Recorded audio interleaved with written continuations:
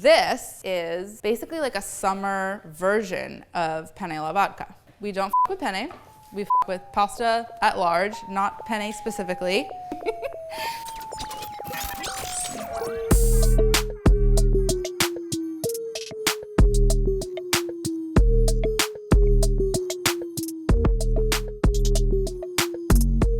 This is Sungold Pasta a la gin. Penne alla vodka is like a very wintry dish. You're using only pantry ingredients. It's when there's nothing fresh in sight, there's no tomatoes in the market.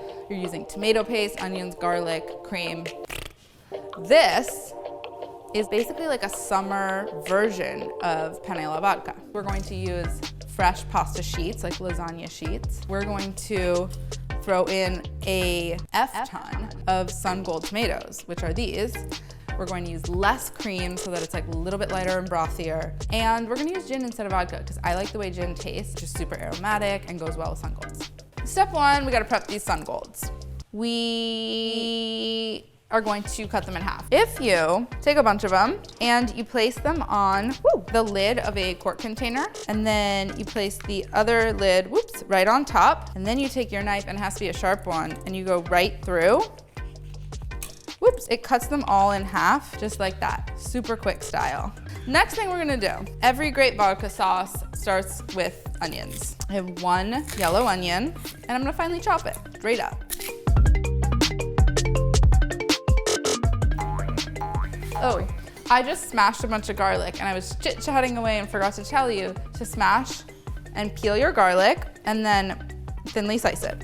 Why do we slice our garlic? Because it yields the most even individual pieces. If we were to chop it, we'd have like chunkers and then like itty bitties, and the itty bitties would burn before the chunkers were even remotely cooked. So we slice our garlic because we can be as consistent as possible. All right, so we have chopped onion, sliced garlic, halved Sungold tomatoes. Everything else happens at the stove beyond the aromatics that we just prepped. We are also going to add tomato paste and Calabrian chilies, which is gonna make it kind of spicy and give it depth of flavor. We're going to add gin, like we talked about earlier, which is just delightful. And then we're going to add heavy cream, parm, and basil, and butter. Vodka sauce, butter is a non-negotiable. This is a Kerrygold sponsored video, by the way. I have a stick of unsalted butter here, and I'm going to add 3 tablespoons to the pot. So I'm preheating over medium. As soon as my butter melts, I'm gonna add my onions. And then I'm gonna give it a big pinch of salt, 2 big pinches of salt. And then I'm reducing the heat to like a proper medium. It may get a little hot and I'll go down to medium low.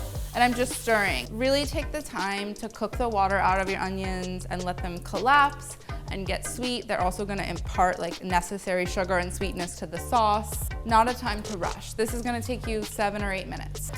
In the meantime, we're gonna salt our pasta water. So I have a lot of salt and I have a lot of water, and I'm putting them together. Okay, it's been like 3 minutes. I just tried a little piece of onion. Can you hear that? Stay try. Can you hear this?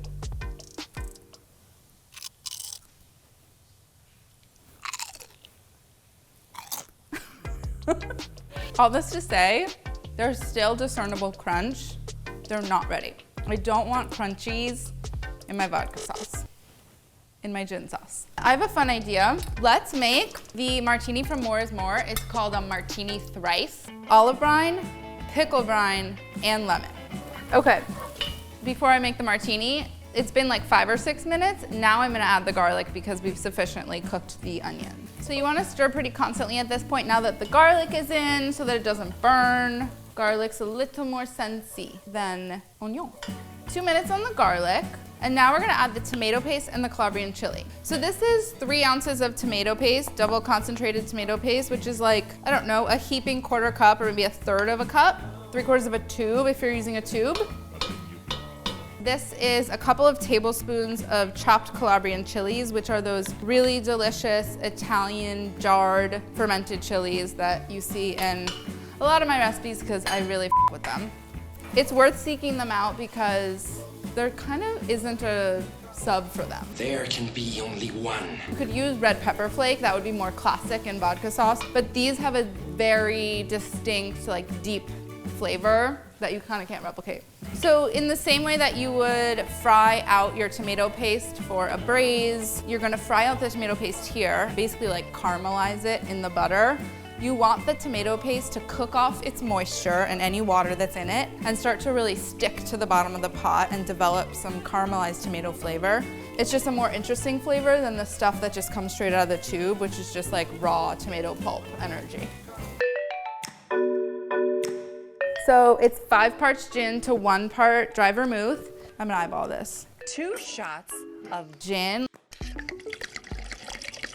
And then I'm just gonna use olive brine from Green Olives, so that's like the dirty moment happening. Then I'm gonna use pickle brine from Gherkins, AKA cornichon.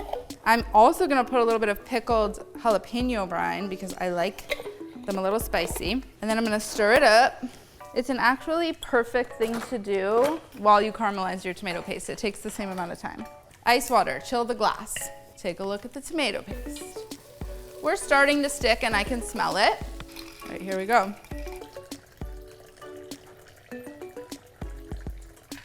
And then lastly, a little bit of lemon. You squeeze it and you rub it around the rim and you curl it up, and that's the martini thrice.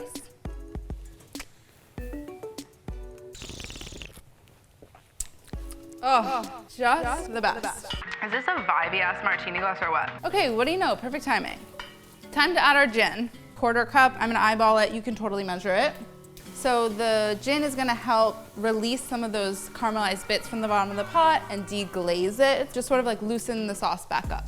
The next thing that we wanna do is temper the cream. So we're putting in 1/2 cup of heavy cream, but you want to add a little bit of hot water to it to bring the temperature of it up to like a warm temperature so that it doesn't go into shock when it hits the hot pot and split. Just adding a little bit of water.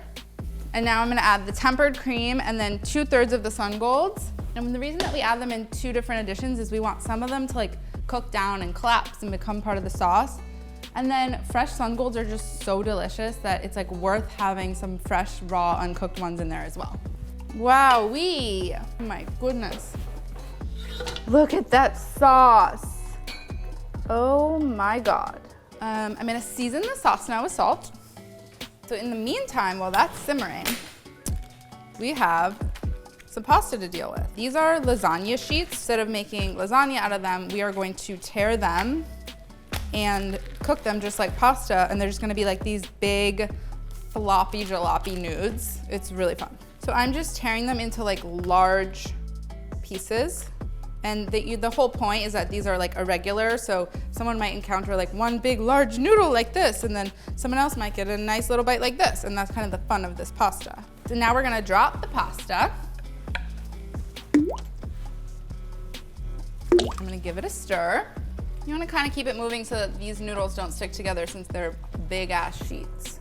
And now that the sauce has reduced for like 4 or 5 minutes and it's like creamy and it's thick and it's burbling and it tastes sweet and spicy and creamy and delicious, I'm gonna remove it from the heat and stir in the parm.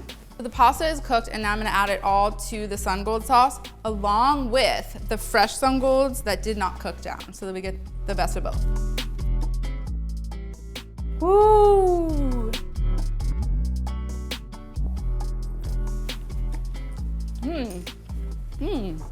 Look. I mean, how much do you love those like floppy jalopy noodles? If that's not fun for you, you're a lost cause. The other thing you could do is make this sauce and freeze it. So then in the middle of the winter, while all the other fools are making classic vodka sauce with tomato paste, you're like, oh. Sungolds, anyone? That's kind of a badass move. This makes me so happy. And then lastly, because 'tis the season, some fresh basil. Damn. It's so juicy and fresh. It's like depth of flavor to the max. So delicious. It tastes like sunshine. There's like a aromaticness, is that a word? In this pasta, because of the gin, that just makes so much sense. It's like we have fresh vegetables from the market. We have basil, we have Sungold tomatoes, like everything's like thriving in summertime. And then we're gonna go ahead and add gin, which is all of these incredible herbal flavors to it. Whereas vodka just kind of like Doesn't taste like anything. And so the next time you make your vodka sauce, I think you should add gin.